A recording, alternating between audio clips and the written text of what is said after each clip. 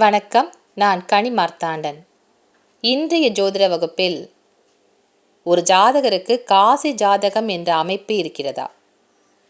அப்போ காசிக்கு சென்று கர்மவினை தொலைக்கக்கூடிய இந்த காசி ஜாதகம் என்ற அமைப்பு இருந்தாலும் அந்த ஜாதகர் காசிக்கு சென்றால் அவருக்கு பிரச்சனைகள் என்பது இன்னும் அதிகமாகுமா?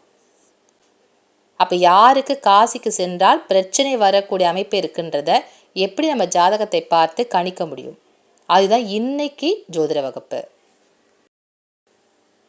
ஒரு ஜாதகருக்கு இந்த சனி தரக்கூடிய பிரச்சனைகள், சனியினுடைய தண்டனை இந்த பிறவியில் இருக்கிறதா அப்படின்னு பார்க்கப்படுவது தான் இந்த காசி ஜாதகம். இந்த காசி ஜாதகம் யாருக்கு இருக்கோ அவர்களுக்கு இந்த பிறவியில் சனியினுடைய தண்டனை என்பது இருக்கு அப்படிங்கிறத நம்ம தெரிஞ்சுக்கலாம். எத்தனையோ பிறவிகள் செய்த பாவ பலன்களுக்கு இந்த பிறவியில் இந்த ஜாதகர் சனி தரக்கூடிய தண்டனைக்கு ஆளாகக்கூடிய அமைப்பு இருக்கிறது. அப்போ எப்படி இருக்கும் வாழ்க்கை? திருப்தி இல்லாத ஒரு வாழ்க்கையாக இருக்கும். எதிலுமே ஒரு திருப்தி என்பது இல்லாத ஒரு வாழ்க்கையாக, எடுக்கின்ற முயற்சிகளில் ஒரு தடை தாமதம் என்பது தொடர்ந்து கொண்டே இருக்கும். அனைவரும் கூட இருந்தாலும் தனித்தே இருக்கக்கூடிய ஒரு சந்நியாசி வாழ்க்கை போல் அந்த குடும்ப வாழ்க்கையில் இருக்கக்கூடிய ஜாதகராக இருப்பார். குடும்ப உறுப்பினர்கள் எல்லாம் கூடவே இருந்தாலும் அவருக்கு அந்த வாழ்க்கையில் ஒரு நிறைவு என்பது இருக்காது. என்னவோ தனித்தே ஒரு சந்நியாசி மாதிரி தான் இருக்கிற மாதிரி அவருக்கு தோணும். தன்னுடைய வாழ்க்கையில் மட்டும் எதுவுமே நல்லதே நடக்க மாட்டேங்குது அப்படின்ற புலம்பில் இருக்கக்கூடிய ஜாதகருக்கு கண்டிப்பாக அவருக்கு காசி ஜாதகம் என்ற அமைப்பு இருக்கும். அப்போ இந்த காசி ஜாதகம் என்பது ஒரு ஜாதகருக்கு இருந்தால் இந்த பிறவியில் சனி தரக்கூடிய கர்ம பலன்களுக்கு ஆளாகக்கூடிய ஒரு ஜாதகர் அப்படிங்கிறத நம்ம தெரிஞ்சுக்கலாம். முதல்ல காசி ஜாதகம் என்றால் என்ன, அதன் பிறகு இந்த காசி ஜாதகம் என்ற அமைப்பு இருக்கக்கூடியவர்கள் யாரெல்லாம் காசிக்கு சென்றால் இன்னும் சனி தரக்கூடிய பிரச்சனை அதிகமாகும் அப்படிங்கிறது தான் இன்னைக்கு ஜோதிட வகுப்பில் நீங்கள் தெரிஞ்சுக்க போகிறீங்க. காசி ஜாதகம் ஒருத்தருக்கு இருக்கா அப்படிங்கிறத எப்படி ஜாதகத்தில் கணித்து பார்க்கணும், அதுதான் முதல்ல பார்க்க போகிறோம். இந்த காசி ஜாதகம் என்ற அமைப்பை கணிப்பதற்கு சனி ஜாதகத்தில் எந்த ராசியில் அமர்ந்திருக்கின்றார் அப்படிங்கிறத முதல்ல பார்க்கணும். லக்கணத்தில் சனி தனித்த சனியாக ஒரு ஜாதகருக்கு இருந்தால் அப்போ அவருக்கு காசி ஜாதகம் என்ற அமைப்பு இருக்கு அப்படிங்கிறத நம்ம தெரிஞ்சுக்கலாம். கர்மாக்களில் 3 கர்மாக்கள் இருக்கு. சஞ்சித கர்மா, ஆகாமிய கர்மா, பிராப்த கர்மா. இந்த சஞ்சித கர்மா என்பது பரிகாரங்கள் மூலமாக நம்மால் அதன் தரக்கூடிய பலன்களை மாற்றி அமைக்க முடியாது. அதுதான் சஞ்சித கர்மா. இதில் ஏதாவது விதிவிலக்கு இருக்கா அப்படின்னு கேட்டிங்கன்னா, 2 லக்கணக்காரர்களுக்கு லக்கணத்தில் தனித்த சனி அமர்ந்தாலும் அவர்களுக்கு காசி ஜாதகம் என்ற அமைப்பு கிடையாது.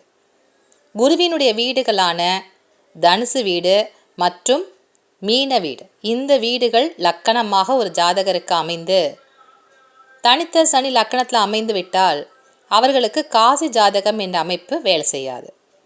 மற்ற லக்கணக்காரர்களுக்கு இந்த விதி பொருந்தும். அப்போ லக்கணத்தில் தனித்த சனி இருந்தால் காசி ஜாதகம் என்ற அமைப்பு உண்டு. இப்போ கும்ப லக்கணமாகவோ இல்லை மகர லக்கணமாகவோ பிறந்து விட்டாலும் லக்னாதிபதியான சனி லக்கணத்தில் அமர்ந்திருந்தால் காசி ஜாதகம்தான். அடுத்த விதியாக பார்க்க போகிறது, சர வீடுகளில் தனித்த சனி அமர்ந்திருந்தால் அந்த ஜாதகருக்கு காசி ஜாதகம் என்ற அமைப்பு உண்டு. சர வீடுகள் என்பது மேஷ வீடு, கடக வீடு, துலாம் வீடு மற்றும் மகர வீடு. இந்த 4 வீடுகளில் தனித்த சனி இருந்தால் அந்த ஜாதகருக்கு காசி ஜாதகம் என்ற அமைப்பு செயல்படும். காலபுருஷனுக்கு 1ஆம் இடமாக மேஷ வீடு வரும், 4ஆம் இடமாக கடக வீடு, 7ஆம் வீடாக துலாம் வீடு வரும், 10வது வீடாக மகர வீடு வரும். அதுபோல் ஒரு ஜாதகத்தில் லக்கணத்திற்கு கேந்திர ஸ்தானங்களான 1, 4, 7, 10 இந்த ஸ்தானங்களில் ஒரு ஜாதகருக்கு தனித்த சனி இருந்தால் அவருக்கு காசி ஜாதகம் என்ற அமைப்பு உண்டு. லக்கணத்திலேருந்து எண்ணி வருகின்ற பொழுது கேந்திர ஸ்தானமான்றதை பார்க்கணும். அதே போல் கால புருஷனுக்கு சர வீடுகளாகவும் கேந்திர ஸ்தானங்களாகவும் வரக்கூடிய மேஷ வீடு, கடக வீடு, துலாம் வீடு மற்றும் மகர வீடு, இந்த வீடுகளில் ஒரு ஜாதகருக்கு தனித்த சனி இருக்கான்றத பாருங்க. மகர வீடு சனியினுடைய வீடு என்றாலும் கால புருஷனுக்கு 10ஆம் இடமான கர்மஸ்தானத்தை குறிக்கக்கூடிய ஸ்தானம் இந்த மகர வீடு. அப்போ மகர வீட்டில் தனித்த சனி ஒரு ஜாதகருக்கு இருக்கா அப்படின்னாலும், லக்கணத்திற்கு 10ஆம் இடத்தில் தனித்த சனி இருந்தாலும் அந்த ஜாதகருக்கு காசி ஜாதகம் என்ற அமைப்பு செயல்படும். மேஷ வீடு சனிக்கு நீசம் தரக்கூடிய வீடு. ஏன்னா செவ்வாயினுடைய வீடான மேஷ வீடு சனிக்கு நீச வீடு. அடுத்தபடியாக துலாம் வீடு சனிக்கு உச்சம் பெறக்கூடிய நண்பனுடைய வீடான சுக்கனுடைய வீடு.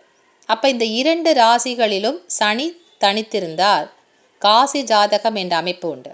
உச்சநிலையை அடைந்தாலும் அது காசி ஜாதகம்தான். நீசம் பெற்ற சனியாக இருந்தாலும் காசி ஜாதகம் என்ற அமைப்பு உண்டு. கடக ராசி சனிக்கு ஒரு ஆகாத ஒரு ராசி கட்டம். அப்போ கடகத்தில் சனி இருந்தால் ஜாதகருக்கு காசி ஜாதகம் என்ற அமைப்பு இருக்கும். அடுத்த விதியாக பார்க்க போகிறது, இந்த ராகு கேது அச்சுக்கு வெளியே தனித்த நிலையில் சனி ஒரு ஜாதகருக்கு இருக்கா அப்படின்னு சொன்னால் அவர்களுக்கும் இந்த காசி ஜாதகம் என்ற அமைப்பு உண்டு. ஏன்னா ராகு கேது அச்சுக்கு வெளியே ஒரு கிரகம் மட்டும் இருக்கா அப்படின்னு சொன்னால் காலசர்ப்ப யோகத்தை ஒரு ஜாதகர் பெற்றிருக்காரு அப்படின்னு சொல்லுவோம்.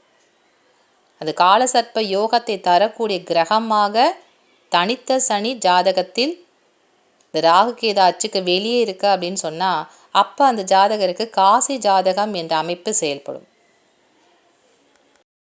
அடுத்த விதியாக ஞானக்காரகனான குருவுடன் மோட்சக்காரகனான கேது சேர்ந்து ஒரு ஜாதகத்தில் இருந்தால் அதற்கு பேர் கோடீஸ்வர யோகம், கேலை யோகம் அப்படின்னு சொல்லுவாங்க. இந்த இணைவு ஜாதகத்தில் எந்த கட்டத்தில் இருந்தாலும் அந்த ஜாதகர் காசி சென்று தன்னுடைய கர்ம பலனை இந்த பிறவியில் முடிக்க வேண்டிய ஒரு ஜாதக அமைப்பு உண்டு. அப்போ குருவுடன் கேது சேர்ந்து எந்த கட்டத்தில் இருந்தாலும் அவங்களுக்கு காசி ஜாதகம்தான். அப்போ காசிக்கு சென்று கர்மவினை தொலைக்க வேண்டிய அமைப்பு அந்த ஜாதகருக்கு உண்டு. குரு நின்ற ஸ்தானத்திற்கு 1, 5, 9 இந்த ஸ்தானங்களில் சனி மற்றும் கேது இருந்தால், இப்போ குருவுடன் கேது சேர்ந்து ஒரே கட்டத்தில் இருக்கணும் அவசியம் கிடையாது. இந்த குரு நின்ற ஸ்தானத்திற்கு 1, 5, 9 இந்த திரிகோணங்களில் கேது மற்றும் சனி இருக்குது அப்படின்னு சொன்னால் அந்த ஜாதகர் காசிக்கு செல்ல வேண்டிய அமைப்பு உண்டு.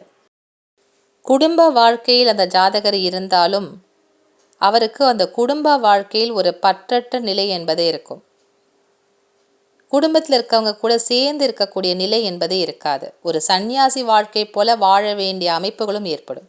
அப்போ இந்த சனி கேது குரு இந்த 3 கிரகங்களுடைய சேர்க்கை திரிகோணங்களில் ஒரு ஜாதகருக்கு இருக்கா அப்படின்னு சொன்னாலும் அந்த ஜாதகர் இந்த பிறவியில் காசி ஜாதகமாக காசிக்கு செல்ல வேண்டிய அமைப்பு என்பது உண்டு. காசிக்கு செல்ல வேண்டிய ஒரு அமைப்பு ஜாதகருக்கு இருக்கான்றதை எப்படி கணிக்கணுன்ற விதிகள் உங்களுக்கு இப்போ புரிஞ்சிருக்கும். இப்போ காசி ஜாதகத்தை கணித்து விட்டோம். ஆனால் இந்த ஜாதகர் காசிக்கு செல்ல வேண்டிய ஒரு அமைப்பு இருக்கா, இல்லை காசிக்கு சென்று வந்த பிறகு அவருக்கு மேலும் பிரச்சனைகள் அதிகமாகுமா, இது எப்படி நம்ம ஜாதகத்தில் பார்க்குறது? இதற்கு சில முக்கியமான விதிகள் இருக்குது. அது என்னன்றதை பார்க்கலாம். சனி அஸ்தங்கம் பெற்ற நிலையாக ஜாதகத்தில் இருந்து காசி ஜாதகமாக இருக்கு அப்படின்னு சொன்னால் அப்போ அந்த ஜாதகர் காசிக்கு சென்று வந்த பிறகு அவர் படக்கூடிய பிரச்சனைகள் இன்னும் கொஞ்சம் அதிகமாயிடும் அப்படின்றத நம்ம கணிச்சிடலாம். அப்போ சனி அஸ்தங்கம் பெறக்கூடிய நிலை என்பது சூரியனுடன் சேர்ந்து ஒரு ஜாதகத்தில் ஒரே கட்டத்தில் இருக்கு அப்படின்னு சொன்னால் அஸ்தங்கம் பெறக்கூடிய வாய்ப்புகள் ரொம்ப அதிகம். சூரியனுடன் சனி சேர்ந்து ரொம்ப நெருக்கமான டிகிரியில் இருக்கு அப்படின்னு சொன்னால் அஸ்தங்கம் பெறக்கூடிய அமைப்பு உண்டு. அப்போ அஸ்தங்கம் பெற்ற சனியாக காசி ஜாதக அமைப்பு இருக்குது. இப்போ லக்கணத்திற்கு 7ஆம் இடத்துல இருக்காரு, இல்லை 4ஆம் இடமான கேந்திர ஸ்தானத்தில் சனி இருக்காரு, ஆனால் அஸ்தங்கம் பெற்று விட்டார். இந்த ஜாதகர் தன்னுடைய கர்ம பலன்களை தொலைப்பதற்காக காசிக்கு போனார் அப்படின்னா இவருக்கு இந்த பிரச்சனைகள் என்பது குறையாது, இன்னும் அதிகமாயிடும். ஏன்னா சனி அஸ்தங்கம் பெற்ற நிலையில் ஜாதகத்தில் இருந்து அவர் காசி ஜாதகமாகவே இருந்தாலும் அப்போ காசிக்கு போய் அந்த கர்ம வினையை தொலைத்தால் அவருக்கு பிரச்சனைகளுடைய தீவிரம் இன்னும் ஜாஸ்தியாகும். இந்த சனி அஸ்தங்க பெற்ற நிலை என்பது சூரியனுடன் சனி சேர்ந்து ஒரே கட்டத்தில் தான் இருக்கணுன்ற அவசியம் கிடையாது. இந்த சூரியன் நின்ற கட்டத்திற்கு முன் ராசியிலோ அல்லது பின் ராசியிலோ கூட இருக்கலாம். ஆனால் டிகிரி தான் நம்ம கணக்கு பண்ணி பார்க்கணும். இந்த ஜாதகர் பிறந்திருக்கக்கூடியது கார்த்திகை மாதத்தில் பிறந்திருக்காரு. அதனால தான் சூரியன் விருச்சிக ராசியில் இருக்கின்றார். ஆனால் சனி இருக்கக்கூடியது துலாம் ராசியில் அமர்ந்து உச்சம் பெற்ற சனியாக இருக்காரு. அப்போ காசி ஜாதகத்திற்குரிய அமைப்பு இந்த ஜாதகருக்கு உண்டு. சூரியனுடைய டிகிரி 2 டிகிரி தான் இருக்குது. சனியினுடைய டிகிரி 28 டிகிரியாக துலாம் ராசியில் அமர்ந்திருக்காரு. அப்போ இந்த 2 கிரகங்களுக்கும் இடையே இருக்கக்கூடிய அந்த இடைவெளி என்பது மிக நெருக்கமாக ஒரு 4 டிகிரிக்குள்ளே தான் அந்த இடைவெளி என்பதே இருக்குது. ஏன்னா ஒரு ராசி கட்டத்துக்கு 30 டிகிரி இல்லையா? அப்போ இந்த சனி நிற்கக்கூடிய டிகிரியும் சூரியன் நிற்கக்கூடிய டிகிரியும் பார்த்திங்கன்னா ஒரு 4 டிகிரி இடைவெளி என்பது தான் இருக்குது. அப்போ இந்த ஜாதகருக்கு சனி அஸ்தங்கம் பெறக்கூடிய நிலையில் அமர்ந்திருக்கின்றார். சனி உச்சம் பெற்ற சனியாக இருக்கிறது காசி ஜாதகம் என்ற அமைப்பு இருக்குது. ஆனாலும் அஸ்தங்கம் பெற்று விட்டதால் இவருக்கு இந்த காசிக்கு சென்று வந்தால் பிரச்சனைகளுடைய தீவிரம் இன்னும் அதிகமாகும் அப்படிங்கிறத நம்ம கணிச்சிடலாம். அடுத்த விதியாக பார்க்க போகிறது, இப்போ ஜென்ம நட்சத்திரம் என்ன, நீங்கள் பிறந்திருக்கக்கூடிய ஜென்ம நட்சத்திரம் எதுவோ அந்த ஜென்ம நட்சத்திரத்திற்கு வதை தாரையாகவோ அல்லது விபத்து தாரையாக தரக்கூடிய கிரகமாக சனி இருந்தால் அப்போ அந்த ஜாதகருக்கும் காசி ஜாதக அமைப்பு இருந்து காசிக்கு போனாங்கன்னா இன்னும் பிரச்சனைகள் தீவிரமாகும். அப்போ உங்கள் ஜென்ம நட்சத்திரம் என்னன்னு பாருங்கள். அதற்கு வதை தரக்கூடிய தாரையில் சனி இருக்காரா அல்லது விபத்து தாரை தரக்கூடிய தாரையாக சனி இருக்காரான்னு பாருங்கள். அப்போ சனியினுடைய நட்சத்திரங்கள் வதை தாரையாகவோ அல்லது விபத்து தாரையாகவோ ஒரு ஜாதகருக்கு இருக்குது அப்படின்னு சொன்னாலும் அப்போ அவங்களுக்கு அந்த காசிக்கு சென்றாலும் பிரச்சனைகள் இன்னும் அதிகமாகுன்றதை நம்ம தெரிஞ்சுக்கலாம். ஜென்ம நட்சத்திரத்திற்கு 3ஆவதாக வரக்கூடிய நட்சத்திரம் சனியினுடைய நட்சத்திரங்களாக இருந்தால் விபத்து தாரையாக செயல்படும். 7ஆவதாக வரக்கூடிய நட்சத்திரங்கள் வதை தாரையாக செயல்படக்கூடியதாக இருக்கும். அப்போ ஜாதகத்தில் உங்களுடைய ஜென்ம நட்சத்திரத்திற்கு எதிராக செயல்படக்கூடிய இந்த விபத்து தாரையாக அல்லது வதை தாரையாக சனியுடைய நட்சத்திரங்கள் இருந்தால் உங்களுக்கு காசிக்கு சென்றால் பிரச்சனைகள் இன்னும் அதிகமாகுன்றதை நீங்கள் தெரிஞ்சுக்கலாம். அடுத்தபடியாக இப்போ நடக்கக்கூடிய தசா என்ன, இப்போ காசி ஜாதகம் அமைப்பு இருக்குது, அதற்காக நீங்கள் இப்போ காசிக்கு போகணும்னு நினைக்கிறீங்க. அப்போ நடக்கக்கூடிய தசா என்னன்றதை பார்க்கணும். ஒவ்வொரு தசாவிற்கும் 4 காரக கிரகங்கள் உண்டு.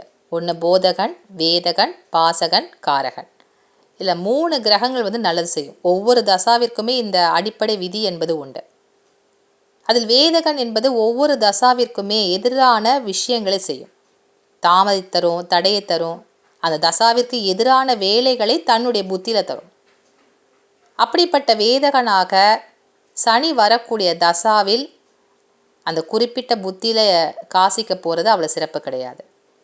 இல்லை வேதகன் நிற்கக்கூடிய நட்சத்திரம் சனியினுடைய நட்சத்திரத்தில் வேதகன் இருந்து அவருடைய புத்தியில் காசிக்கு சென்றாலும் அந்த ஜாதகருக்கு காசிக்கு சென்ற பலன் என்பது கிடைக்காது. ஏன்னா காசிக்கு போகிறதே நம்முடைய கர்ம வினைகள் தொலைந்து வாழ்க்கையில் ஒரு முன்னேற்றம் வளர்ச்சி என்பது கிடைக்கணும், நிம்மதியான ஒரு சூழல் கிடைக்கணும், திருப்தியான ஒரு வாழ்க்கை என்பது பெறணும் அப்படின்றதுக்காகத்தான் காசிக்கே போகிறது. வேதகன் நிற்கக்கூடிய நட்சத்திரம் சனியினுடைய நட்சத்திரத்தில் இருந்து அவருடைய புத்தி நடந்துட்டுருக்கு. அப்போ வேதகனுடைய புத்தி நடந்துட்டுருக்க காலகட்டமாக இருக்குது. அந்த நேரத்தில் இந்த காசிக்கு செல்லக்கூடிய ஒரு ஜாதகர் இருக்காரு அப்படின்னு சொன்னால் அவருக்கு பிரச்சனைகள் என்பது குறையாது, அப்போ இன்னும் அதிகமாகிடும். அப்போ ஒரு தசா நடக்கும்போது வேதகன் யாருன்றதையும் ஜாதகத்தில் பார்த்து அவர் நிற்கக்கூடிய நட்சத்திரம் என்னன்றதை பார்க்கணும்.